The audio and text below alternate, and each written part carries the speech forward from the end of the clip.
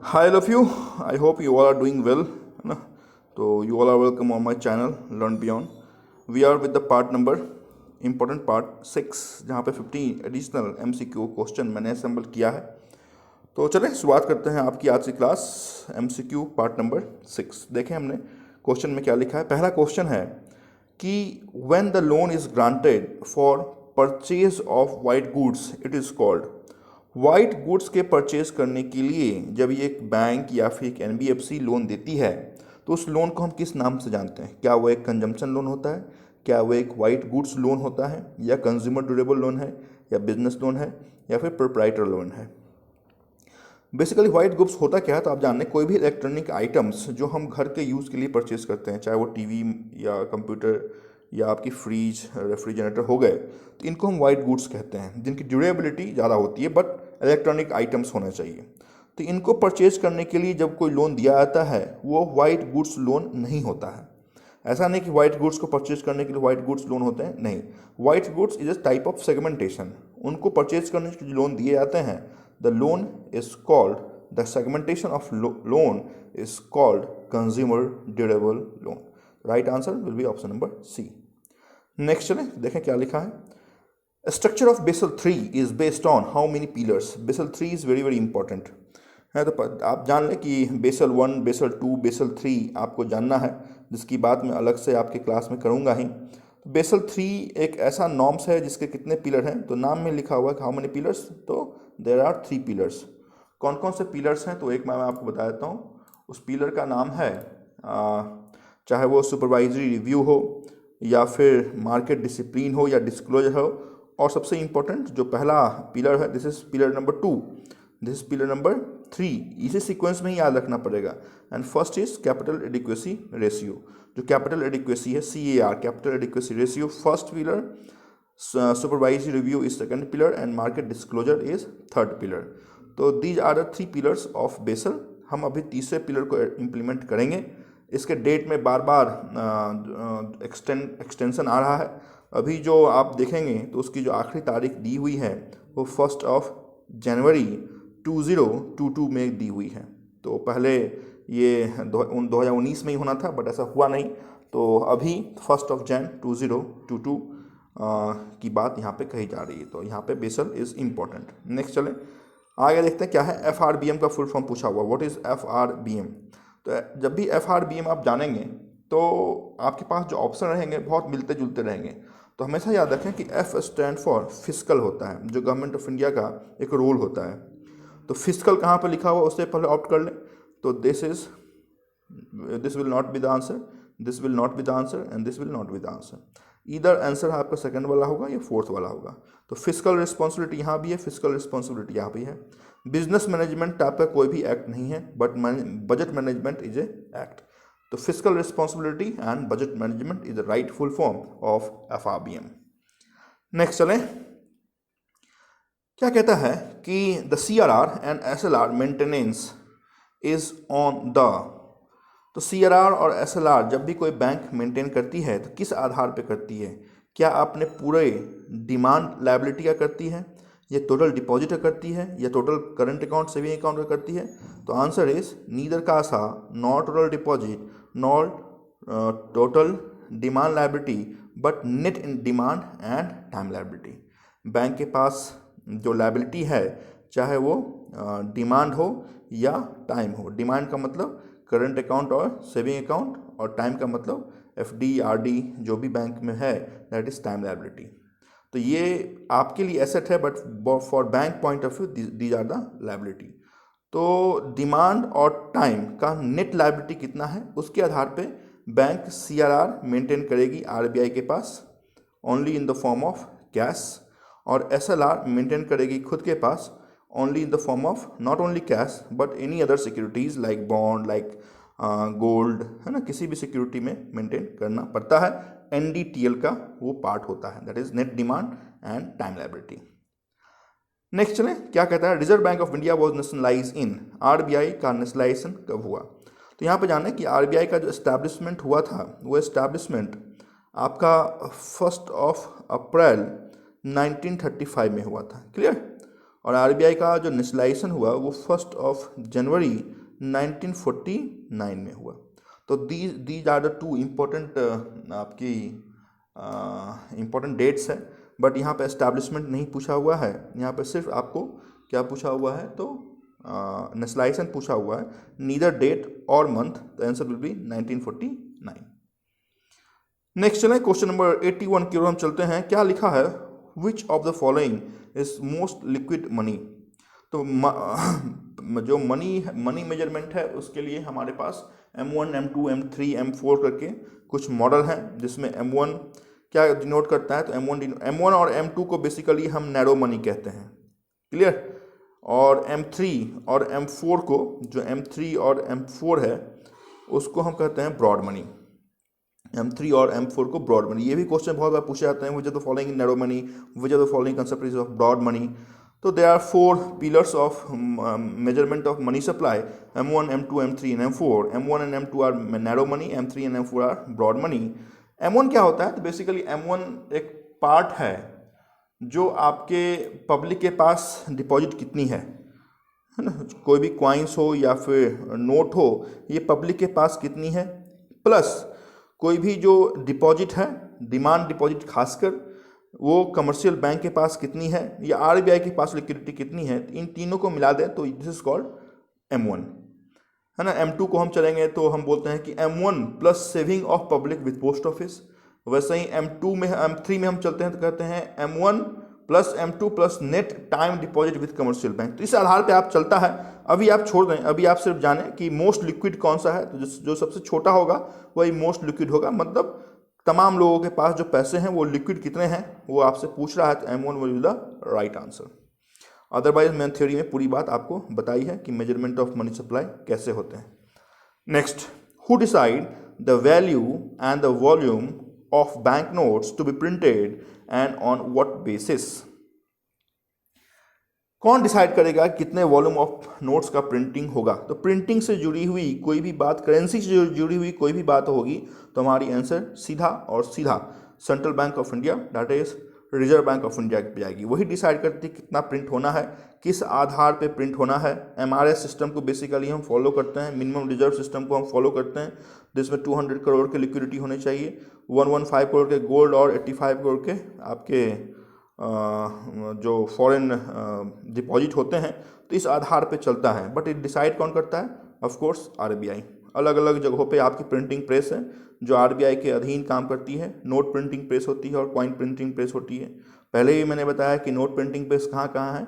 तो फर्स्ट जो देवास है, जो MP में है, सबसे बड़ा है तो देवास।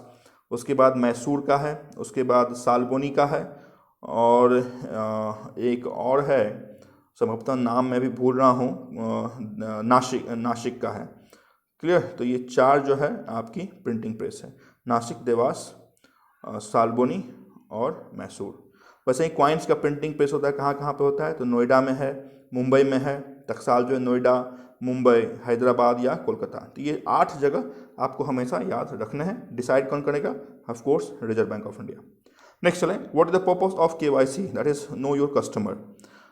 KYC बार बार हर एक इम्पोर्टेंट वीडियो मैंने आपको समझाया है। ये KYC बेसिकली कस्टमर के आइडेंटिफिकेशन एंड एड्रेस के लिए हम लेते हैं। तो दिस बेसिकली फॉर आइडेंटिफिकेशन, है ना।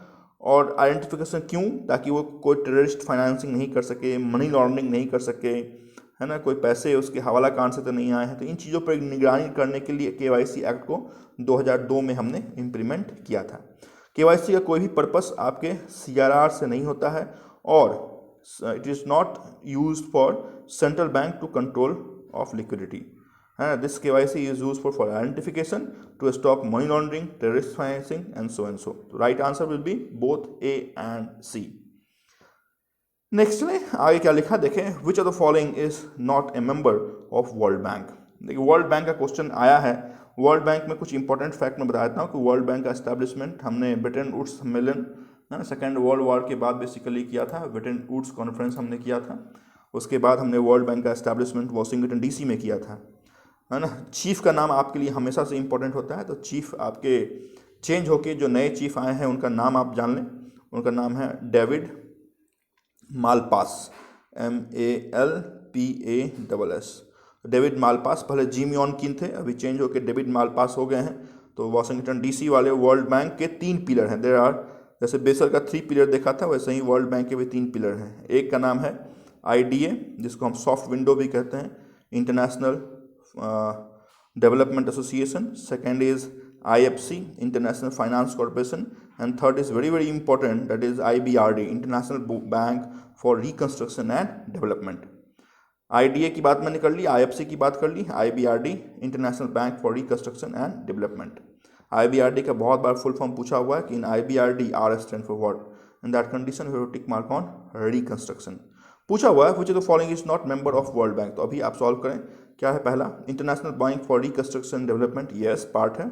International Development Association, yes part है। International Bank of International Settlement, BIS, ये पार्ट नहीं है।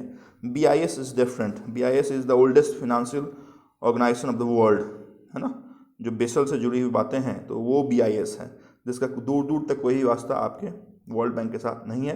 तो पूछा गया कौन नहीं है, तो this will be the right answer कि Bank of International Settlement is not the part of World Bank, where this is the part of World Bank, this is the part of World Bank and this is the part of World Bank. There are 3 pillars of World Bank. Next, which of the following types of card is free from credit risk। देखिए credit risk क्या होता है कि मतलब आपने कोई भी चीज़ credit पे ले रखा हो, तो credit card of course credit पे ले रखा होता है। प्रीपेड कार्ड हमेशा वो जो चलता है वो आपके पैसे पहले पेड किए जाते हैं, फिर वो कार्ड चलता है ना। चार्ज कार्ड ऐसा कोई कार्ड होता नहीं है। तो फ्री फ्रॉम क्रेडिट, जिसमें आप कोई पैसा यूज़ कर रहे हैं तो क्रेडिट का इंटरेस्ट नहीं लगेगा, तो debit card is will the right answer. Debit card क्या होता है, जो आपका पास कार्ड है वही डेबिट कार्ड है, जिसमें आप जो पैसा यूज़ करेंगे वो आपका ही पैसा यूज़ करते हैं, इसका यहाँ से कोई इंटरेस्ट चार्ज नहीं होता है, इसका यहाँ से कोई क्रेडिट रिस्क नहीं है। नेक्स्ट, प्लेज मीन्स, प्लेज क्या होता है, तो यहाँ पे थोड़ा सा मैं कंसेप्ट बता दूँ कि बैंक कोई भी लोन जब देती है तो अपने पास सिक्योरिटी रख के ही बैंक कस्टमर को लोन देती है। सिक्योरिटी में कौन कौन सिक्योरिटी आती है, तो वन इज कॉल्ड मॉर्गेज, है ना, second is called pledge, PLEDGE, third is called lien, LIEN, lien, and fourth is called assignment.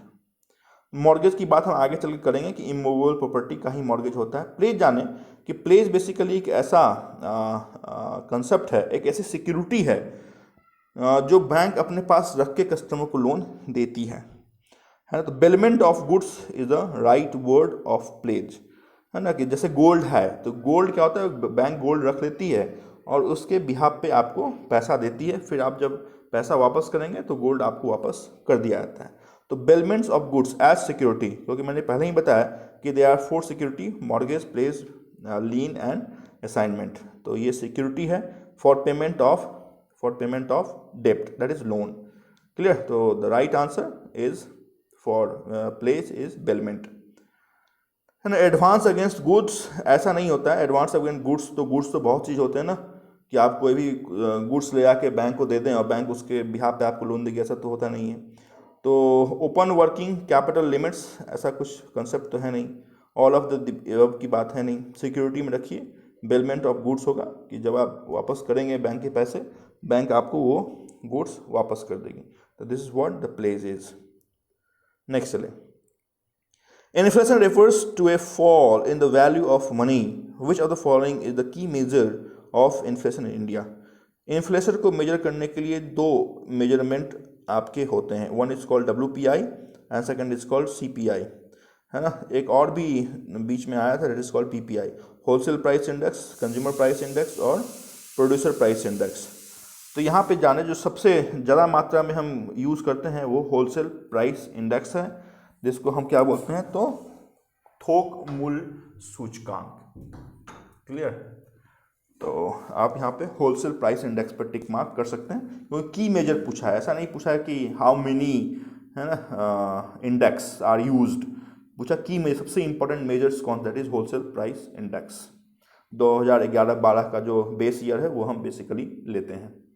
Next, a financial contract that derives its value from another asset और an index of asset value is known as. क्या है, एक financial contract है, एक ऐसा contract जो derive किया जाता है किसी अदर प्रोडक्ट से, उसको हम किस नाम से जानते हैं। तो बहुत इंपॉर्टेंट ये कंसेप्ट है। इसमें मैंने बात की थी आपकी एक कंसेप्ट की, उस कंसेप्ट में मैंने बताया था कि one term is a contract between two party, है ना, विच डिराइव्स इट्स वैल्यू और price from N underlying assets. वहाँ पे मैंने ये बात आपके साथ की थी कि एक ऐसा कॉन्ट्रैक्ट जो बेसिकली दो या दो से ज़्यादा पार्टी में होता है और एक अलग प्रोडक्ट के आधार पे होता है और एक अलग प्रोडक्ट का हम वैल्यू उसमें फिक्स करते हैं। जैसे एग्जांपल मैं देता हूँ कि milk is the underlying assets of curd. Clear, कि हमें दही अगर बनाना है तो उसका जो रॉ मटेरियल होगा वो क्या है, तो मिल्क है। तो दिस इज कॉल्ड, ये हम क्या कर रहे हैं, ये डिराइव हम कर रहे हैं, मिल्क से कर्ड हम क्या कर रहे हैं, डिराइव कर रहे हैं। और जब डिराइव किया जाता है तो उस चीज़ को हम क्या बोलते हैं, दैट इज कॉल्ड डेरिवेटिव्स। तो यहाँ पे आपको बहुत इंपॉर्टेंट एक कंसेप्ट जानना पड़ेगा कि derivative is a contract between two parties which derives from any underlying assets. अलग अलग टाइप के डेरिवेटिव होते हैं, चाहे फ्यूचर बोलें, ऑप्शन बोलें, फॉरवर्ड बोलें, स्वाइप बोलें। तो ये डिराइव्स की बात जैसे ही आएगी, डेरिवेटिव्स पे आपको जाना पड़ेगा। डिराइव करके भी मैंने दिखाया है, जैसे आप फ्लावर्स लेंगे उससे आप गार्लैंड बना सकते हैं। तो फ्लावर इज द डेरिवेटिव और जो रॉ मटेरियल फॉर गार्लैंड, माला के लिए जो फूल है वो आपका अंडरलाइंग एसेट्स है। नेक्स्ट चले, व्हाट इज मॉर्गेज। देखिए मॉर्गेज की बात मैंने थोड़ी देर पहले की थी कि mortgage is type of security, है ना। जब भी बैंक कोई लोन देती है, होम लोन या फिर प्रॉपर्टी लोन, तो अपने पास एक ऐसी सिक्योरिटी रखती है जो इमूवेबल हो, जो अचल हो, चल नहीं सकती हो। तो देखें ऑप्शन के आधार पर हम टिक मार्क करेंगे कि mortgage is security on immovable property for loan, okay. Concession on immovable property, तो कंसेशन की बात तो आती नहीं है, सिक्योरिटी है, यहाँ तक हम एक्सेप्ट करते हैं, बट फिर भी आगे तक आपके ऑप्शन को पढ़ना है। Next, facility on immovable property, facility नहीं होती है। Security on loan, sanction against fix deposit, fix deposit पे कोई भी लोन जो बैंक देती है दैट इज कॉल्ड लीन। और नेक्स्ट क्या है, तो next is security on movable property. मैंने पहले ही बताया है कि सिक्योरिटी होती है बट वो इमूवेबल होती है, ना कि मूवेबल।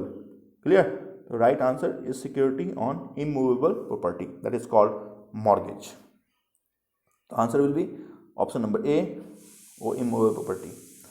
नेक्स्ट आखिरी क्वेश्चन में चलते हैं, क्या है, which are the following types of accounts are known as demat.